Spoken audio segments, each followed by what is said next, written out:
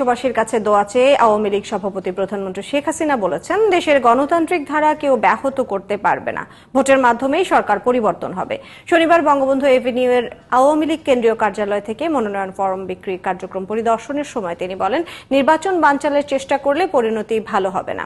সে সময় গোপালগঞ্জ ৩ আসনের জন্য প্রধানমন্ত্রীর পক্ষে মনোনয়নপত্র কেনা হয়। বিস্তারিত জানাচ্ছেন মোহাম্মদ শামীম। দ্বাদশ জাতীয় সংসদ নির্বাচনকে সামনে রেখে সকালে বঙ্গবন্ধু এভিনিউ আওয়ামী লীগ কেন্দ্রীয় কার্যালয়ে মনোনয়ন ফর্ম বিক্রি কার্যক্রম শুরু করে আওয়ামী লীগ। মনোনয়ন ফর্ম বিক্রি কার্যক্রম পরিদর্শন করেন প্রধানমন্ত্রী ও আওয়ামী লীগ সভাপতি শেখ হাসিনা। সে সময় তিনি আগামী জাতীয় নির্বাচনকে সুষ্ঠুভাবে পরিচালনায় জনগণের সমর্থন চান। আমি দেশের মানুষকে আহ্বান জানাই যে যারা এই ধরনের ধ্বংসাত্মক কাজ করছে, জাতীয় সম্পদ নষ্ট করছে, আগুন দিয়ে পোড়াচ্ছে, সাধারণ মানুষের উপর তারা পেট্রোল বোমা মারছে অথবা তাদের আগুন দিয়ে পোড়াচ্ছে, এদেরকে প্রতিরোধ করতে হবে দেশবাসীর।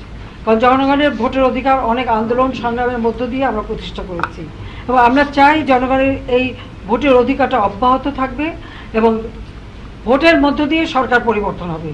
মেট্রো রেল, এয়ারপোর্ট, এলিভেটেড এক্সপ্রেসওয়ের কথা উল্লেখ করে প্রধানমন্ত্রী বলেন, দেশের মানুষের জীবনমান উন্নয়নে যেসব প্রকল্প বাস্তবায়ন করা হচ্ছে, নির্বাচনের পরিবেশ নষ্ট করতে কোনো গোষ্ঠী এসব ধ্বংসের চেষ্টা করলে জনগণকে তা প্রতিহত করতে হবে।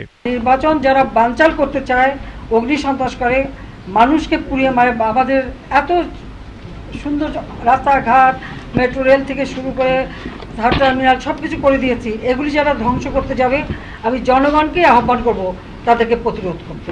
এই হরতাল থেকে আজকে ছেলে মেয়েদের পড়াশোনা নষ্ট। জনগণের উপর আস্থা না থাকা দলগুলো নির্বাচন বানচালের চেষ্টা করছে বলেও মন্তব্য করেন আওয়ামী লীগ সভাপতি। পরে বিভিন্ন আসনে দলের মনোনয়ন ফর্ম কিনেন অনেকে।